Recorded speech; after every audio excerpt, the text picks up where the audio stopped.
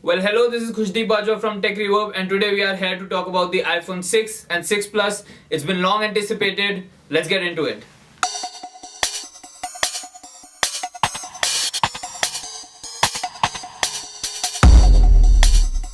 So what I have here is the iPhone 6 and the iPhone 6 Plus. First of all, let's talk colors. We've got the silver, the gold, and the metal gray. Oh, I'm sorry, the space gray. Now this is interesting. Apart from the 16, 32 and 64 that is generally seen for the flagship devices in the iPhone, this time we've got a 16, 64 and 128GB storage in the iPhone, which is pretty good because unlike other manufacturers like Samsung, which provide an external storage, Apple does not. So having an option for 128GB for the people who really like it, it's much better for them.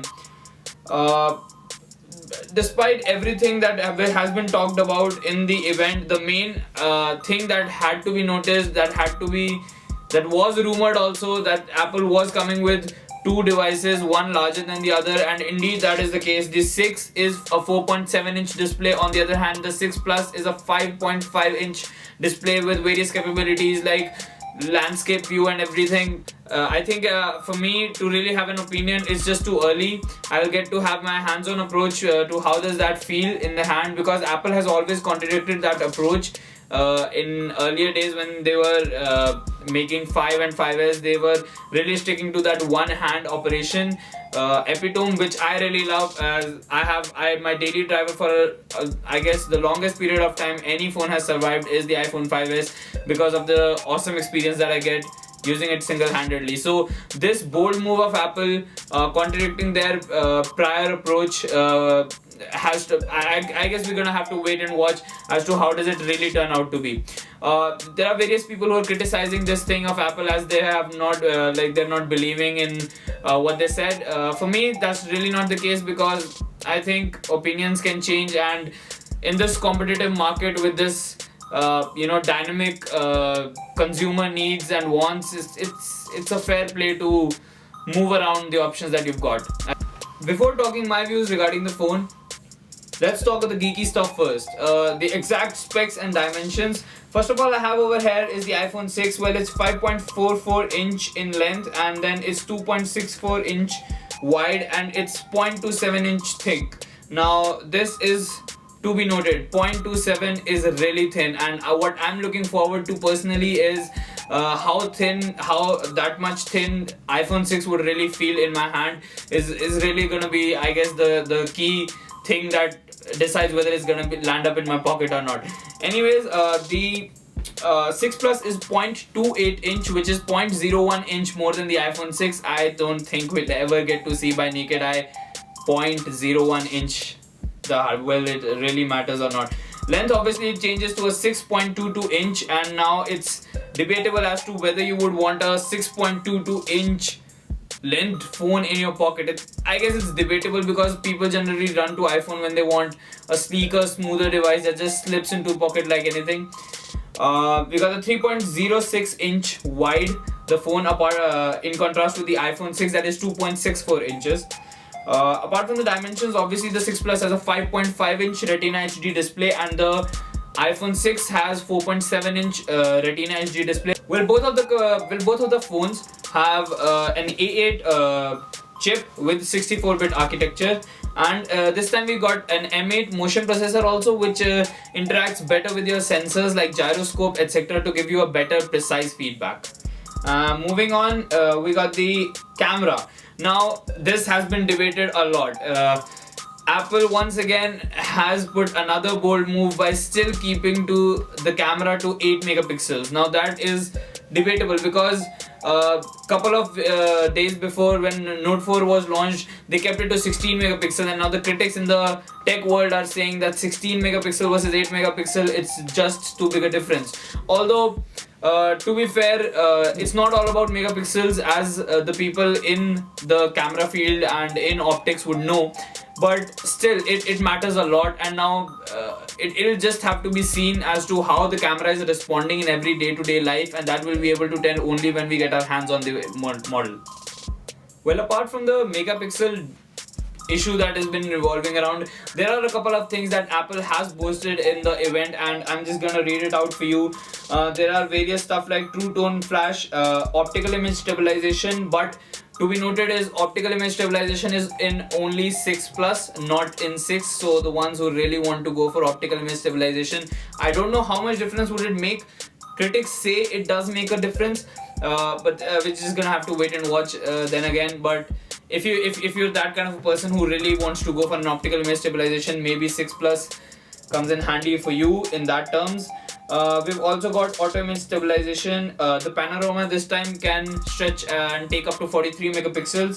We got the burst mode, and apart from that, we've got the sapphire crystal lens cover, which is really important for me because I really keep my phone without any cover or protection of any sort. So even in daily usage, it gets like a lot of scratches on the phone itself. So if your camera lens gets scratches, the picture quality is obviously going to go down. So sapphire lens, the second hardest crystal in the world, it's definitely going to help to let that lens sustain a little bit longer.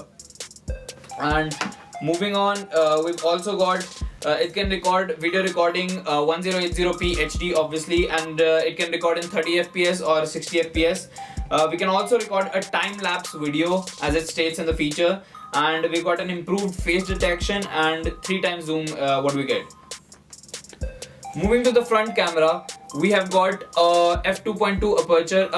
Just in case I forgot to mention that even the back camera has an aperture of f2.2, and the front camera also has an aperture of f2.2, and the megapixel on the front camera is 1.2 megapixel, and the video recording is 720p, which is, I guess, pretty decent, but we're just gonna have to wait and watch again. Just in case if people are already frustrated by me saying wait and watch, most probably I've already got my hands on the iPhone 6, so I'll just leave a link down below and you can check out that other video. But if I have not by that time, pardon me for that. Obviously we've got the Touch ID, the fingerprint that is built into the home key. We got the Apple Pay. Now this is amazing. This is something where we want a company like Apple to just swoop in, because something like pay system has been around for a while. It has been talked around for a while, but it's really never kicked in, and it's for people like Apple who really push the boundaries and really do something at times with a selfless motive. And that's really nice to see, because if this thing really gets going, it will be much easier for daily people, like consumers like us, who have to rush to supermarkets every day for daily stuff, and I don't know, stand in huge lines because of things we're not even interested in, credit cards, etc. It'll be much easier to pay just using your Ting or like maybe the phone Ting, and I don't know, it's just, am I the only one who's excited about Apple Pay?